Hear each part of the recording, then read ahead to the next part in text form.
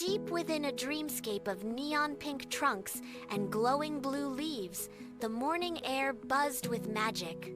High above, a restless color cloud drifted, sneezing out chaotic swirls of mismatched paint.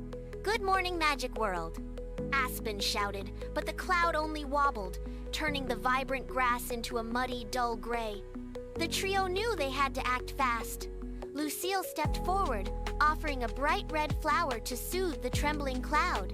Meanwhile, Florian stayed low, carefully sorting the spilled colors into sturdy wooden buckets.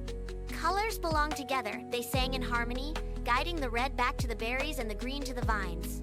Suddenly, the cloud trembled violently, dropping a heavy patch of dark, suffocating ink onto the forest floor. The magic flickered. Florian didn't hesitate, rushing forward to wipe the darkness away with a soft, clean cloth. The tension broke. In response to their kindness, the cloud began to glow a gentle, soft yellow.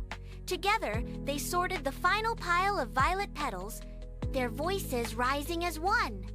"We explore together," they sang, watching as the forest finally returned to its vibrant, neon self.